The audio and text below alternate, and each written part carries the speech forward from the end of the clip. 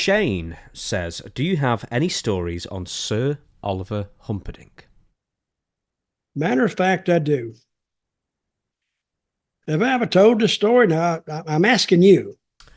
I'm not sure we've ever talked about Oliver Humperdink before. Okay. So I'm looking forward to this. So I was in Florida, and we went to a 7-Eleven. It was me and Oliver Humperdink and another guy who I don't remember his name, but he wasn't around long. We went to 7-Eleven. They wanted to get some beer, and I wanted to maybe get a Coke or something to drink, not beer. But on the way in, there was this big, massive guy. He had to weigh 280. And I was trying to go through the door. I weighed maybe then 210. And I tried to go through the door, and I went this way, and he went that way. He blocked me. So I tried to go back the other way. He went that way. See, my camera's working now, right? Perfect. So time. I go back here in the middle, and he just stays there. And I says, can I get in? He says, what do you want to go in there for? I said, because I want to go into the store. Do you mind moving? And he said, I ain't going to move. And, it's like one of those standoffs that, how am I going to get in the store? This guy's big. So finally, I don't know how it came down to it, but we just threw down. I'm punching him. I think I tried to punch him first. And he punched back and never hit me. I got him just a couple of shots, but he was sneaking ass drunk. And I remember Humperdink in the car, oh no, Dutch, watch out.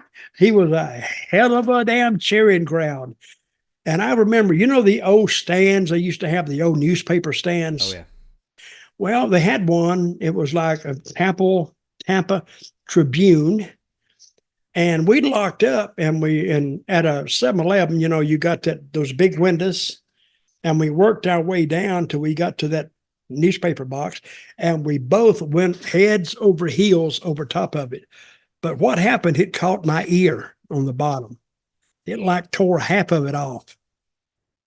And then we messed around there a little bit, and, we pulling, tugging, I'm punching, he's trying to punch. And then the cops come up. And it's almost like he was with me. I said, cops are here. And he stopped. And I stopped. We both stopped just by saying the cops are here. And there's one cop got out of the car. And Humperdink said, oh, well, no, it's okay, officer. It's okay. He never tried to involve himself in it. But finally said, what are you boys doing? I says, oh, we just wrestling around. I'm a wrestler. We went to the high school tonight. We had a wrestling match. Well, you don't need to bring it out here on the streets. I said, well, I'm trying to tell him. And the guy said, well, what happened to you? He said, yeah, it's like he said, we were wrestling. And he adopted my excuse.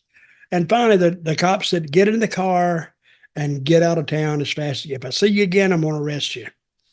And I remember Humperdink going, oh, well, thank you, sir. And all he did, that's all he added into it. But I don't know if he'd ever seen a fight in his life. And I don't know why it broke down into the fight. He just wouldn't get out of my way, and he's being a smart ass. But that's how I remember Oliver Humperdink. And he was a really smart guy. Great.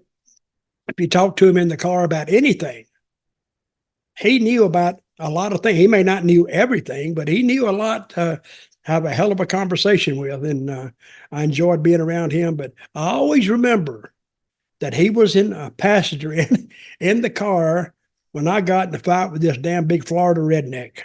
And I actually wrote about it in my book. Huh. So that's what I remember Oliver Humperdink for.